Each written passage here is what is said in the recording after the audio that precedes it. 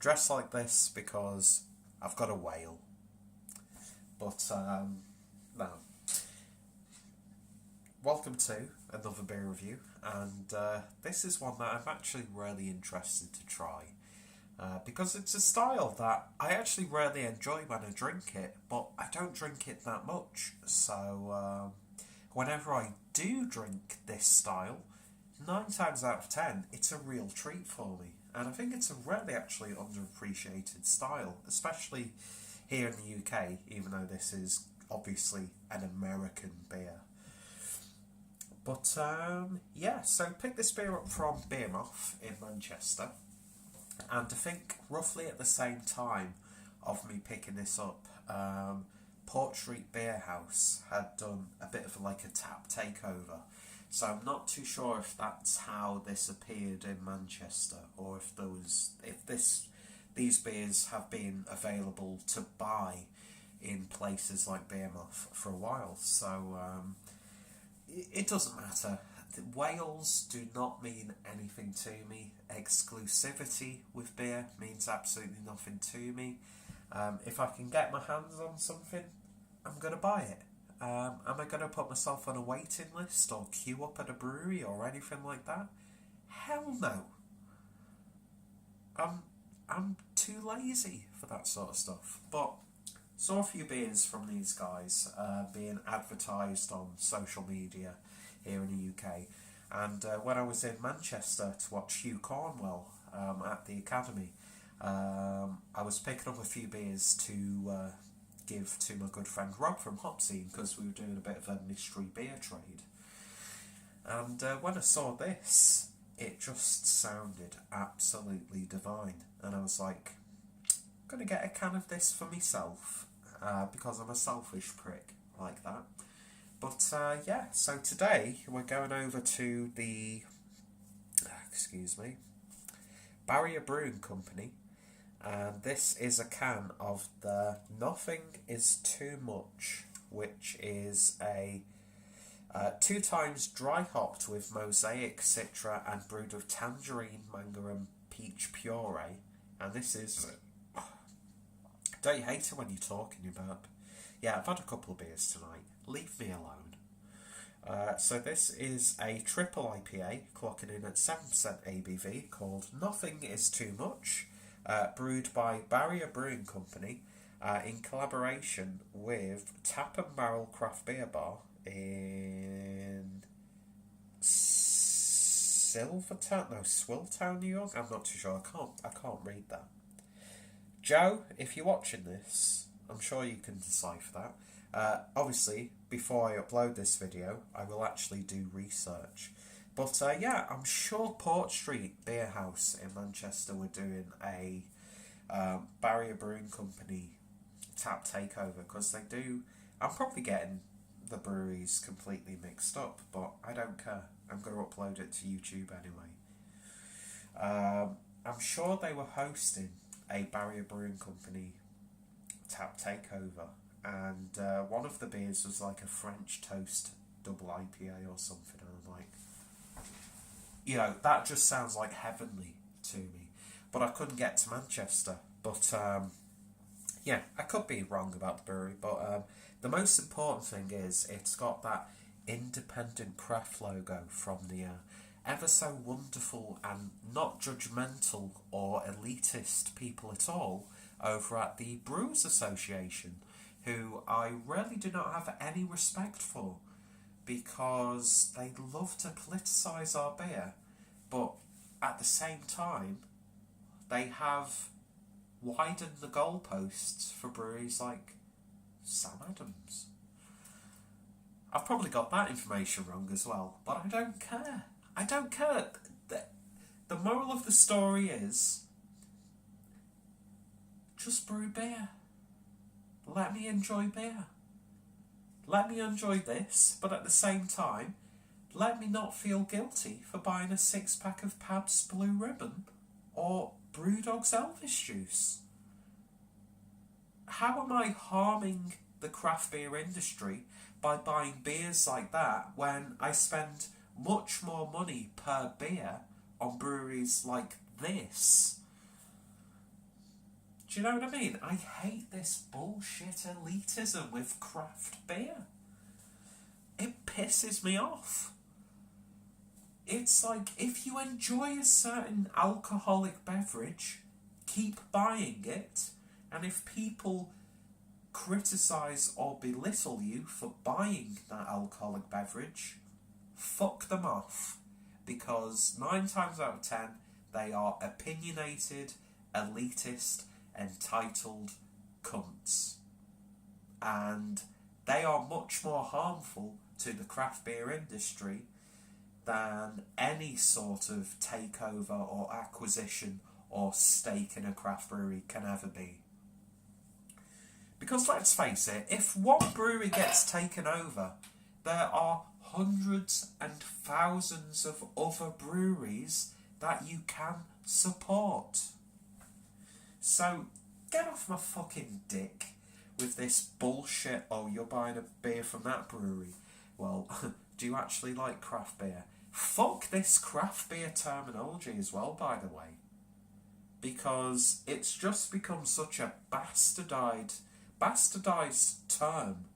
And it's like, I'll enjoy any fucking beer I want, and if you want to judge me for that, then you can well judge me, but don't get offended when I call you a stupid cunt for doing that. Anyway, let's just get on with the beer. Yeah, I don't usually use profanity like that, but I'm like at that point now where it's like, I just want to enjoy a beer.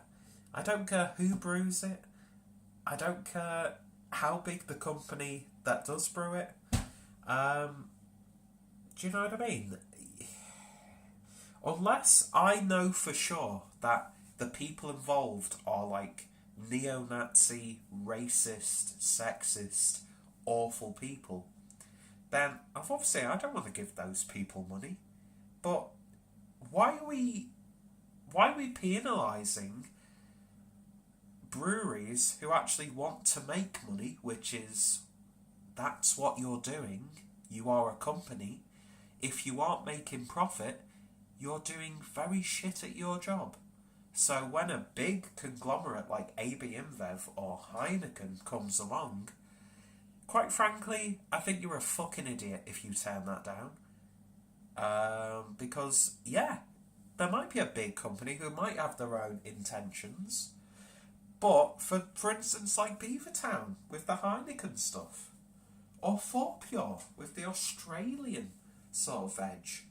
As far as I can see, both Beavertown and Four Pure are still making absolutely world-class, intriguing beers. So, yeah. This label, or this symbol, means absolutely fucking nothing to me. And the Brewers Association can suck my fucking dick, quite frankly. Because I know for a fact that if I was ever to meet someone from the Brewers Association, I would probably find them to be an intolerable arsehole. So, fuck you and your elitism, because that's what it is at the end of the day. And it's all masqueraded as, oh, we're trying to keep craft beer pure, we're trying to say, fuck off. Give me a fucking break. Anyway, let's get on with the beer. So, very excited to try this, because I'm a big fan of triple IPAs. Oh, and by the way, me making that gesture does not mean anything else apart from me being a bit obnoxious. So, eat a dick. Or can you say that nowadays? I don't know. Anyway, you can see the colour of this beer when you open the can. It's like almost like an luminous green. Anyway, I'm going to step back because I'm a little bit too close. Using my Northern Monk refractory glass, which I am a fan of, and oh my word, that's just pouring so beautifully already. Ooh. Licking the can. Oh, that's quite potent. Look at that. The head of that beer is almost the same colour as the beer itself. That's a murky, hazy sort of like mango peach puree look. There's a lovely slight peachy twang to that head. That is looking dense and chewy. That's looking absolutely wonderful, isn't it? Anyway, yeah, but look at that. Just absolutely fantastic stuff. So let's give it a sniff.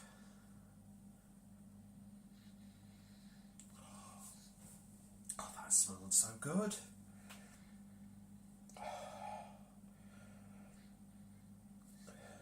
You are smelling the additions in this beer. Loads of puree characters going on. It's almost got that sort of slight mango chutney vibe about it. Definitely get the peach. There's like that subtle tangerine grapefruit aroma.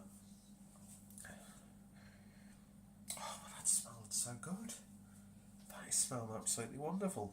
11% ABV. You're not getting that on the nose. No way. There's a lovely dankness there. Lovely chewy citrusy flavour. The addition of Citra in this is just fantastic. I absolutely adore that hop. Citra and Cascade are always up there. But yeah, the Citra hop is blending beautifully with the Mosaic. You get that perfect blend of citrus and tropical. But then you get this sort of like sweet, dense, resiny, caramelly sort of aromas from that triple IPA. But without any harshness. Oh, that smells so good. Let's give it a taste. Cheers.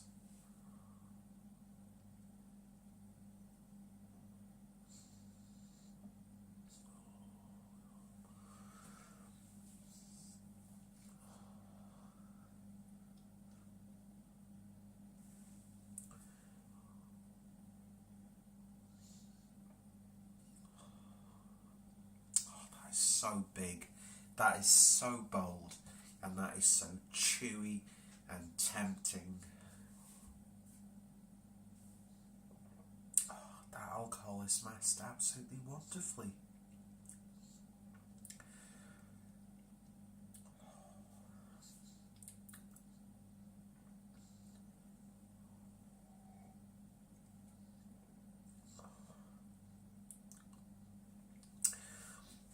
The hops and the amount of hops used and the character from the hops are blending so beautifully with the additions of fruit and purees in there.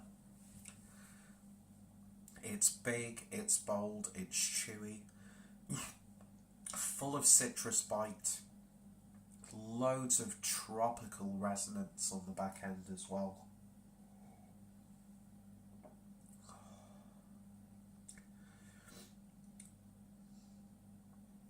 It's like you've taken a spoon in like a mango conserve and just took a big bite out of it.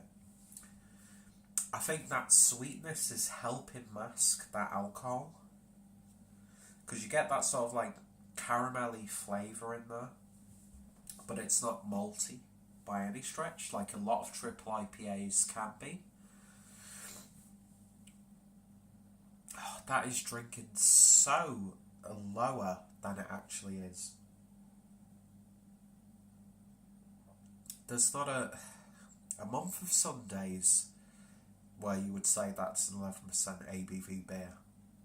The only thing giving you that sort of inclination it's a triple IPA is just how bold that body is. Triple IPAs always seem to have the most luxurious, velvety, and just almost sensual bodies in terms of beers. And do you know what the great thing about this beer is? All the stuff that's been thrown in there, as hoppy as it is, and as high as the ABV is, it's just blended so smoothly. I'm not even getting any sort of inclination of like an alcohol warmth as it's going down. This beer has actually far surpassed my expectations, and there were quite a few beers from this brewery available at Beermoth. But this is just absolutely wonderful. It's definitely up there with one of the best beers that I've had this year. It's just so good. There's almost like a curry-like spiciness on the back end, which is complementing those flavours perfectly.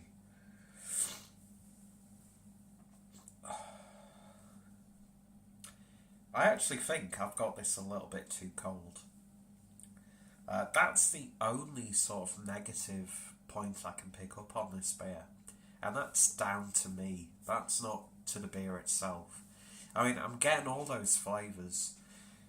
Reading that description, you get an idea in your head, and it's actually far surpassing what it is promising. And it's got that triple IPA quality without being too like malty and sticky and caramelly, which I actually really enjoy with a lot of triple IPAs.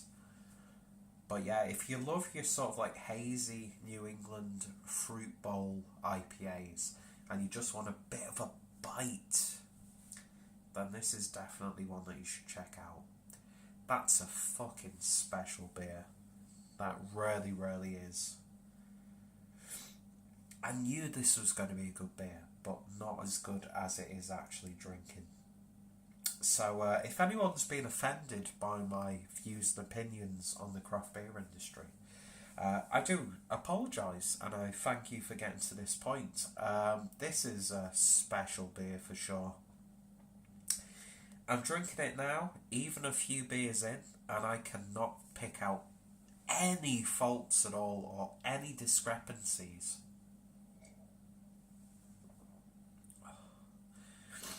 You're getting all the mango, you're getting all the peach, you're getting all the tangerine, you're getting the abundance of mosaic, and then it's complemented with this beautiful citra bite on the back end. And that mouthfeel, Jesus Christ, that is tasting good. What a special beer that is.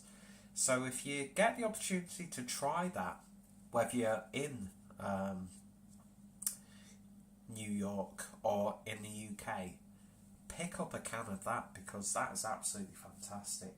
I think I paid about £8 for that, and I think that's £8 well spent, because that's such a wonderful drinking experience. And if the guys over at Barrier Brewing have been offended by my thoughts and opinions on the likes of the Brewers Association, then I do apologise, but you guys have brewed an absolutely wonderful, wonderful beer here. And now I'm getting loads of citrus bites on the back end.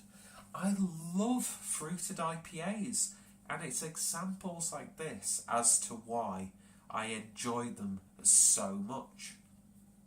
I'm always getting like a Cajun spice mix vibe about it as well. It's a spicy beer.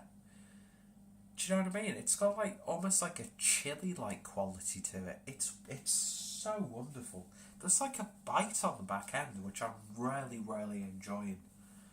But yeah, that's an absolutely fantastic beer. It really, really is.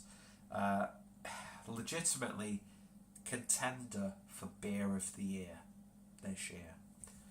And so, needless to say, it's a 10 out of 10 from me. So if you've tried this beer, then let me know your thoughts and opinions down below. If you tried anything else from Barrier Brewing Company, then any recommendations would be greatly appreciated, because there were quite a few different beers from this brewery available at Beermoth, and I definitely think I've made the right choice by picking this one. And of course, check out Tap and Barrel Craft Beer Bar as well, also in New York. And again, Joe, Mr. Average Joe, Beer Patrol Joe, have you ever tried anything from this brewery? You know you get meta when you're actually talking to a specific beer tuber on YouTube. But yeah, this is what I want from the American breweries. Stuff like this you very rarely get from UK craft beer breweries, and don't get me wrong, I want to be proved wrong. That being said, that beer from Burnt Mill and oh my god, what are they called? The Swimming with Giants? Finback. That was an absolutely glorious triple IPA. But going more towards that resiny, sort of like sticky vibe. That was an absolutely beautiful beer as well. I fucking love triple IPAs. Every triple IPA, especially that's either been brewed by an American brewery or collaborated with an American brewery, has just tasted absolutely wonderful. It really, really has. And I'd love to see more triple IPAs brewed by the British craft brewers, because we can definitely hold our own against some of the most highly regarded American craft breweries. So there's nothing stopping the likes of Cloudwater, Verdant, Whiplash, Burnt Mill. Well, we know for a fact that Wander Beyond can do this sort of beer as well. But yeah, we need to make more beers like this, because this is just absolutely mind-blowing. It really, really is. Oh, it's so good. It really is so good. So if you get the chance to pick this up, do yourselves a favour and pick it up, because it's absolutely wonderful. So 10 out of 10 from me. Check out both Barrier Brewing Company as well as Tap and Barrel Craft Beer Bar. Check out Beermoth, great shop in Manchester. If any of my friends and film beer tubers have reviewed this one, their links are down below. And of course, check out any sort of links I put in the description box. Yes, I'm getting a little bit drunk, hence my sort of rant at the start of this video, but the Clueless Drinker just uploads it as it is, whether it's a good thing or a bad thing, and I like to captivate as much as I alienate. So yeah, take it as you want to. Anyway, still got quite a lot left in that can, and I'm very much looking forward to drinking the rest of it. Anyway, so thank you guys for watching. Apologies for the profanity at the start of this video, but I'm getting sick of the fucking snobbishness of craft beer and the beer world in general.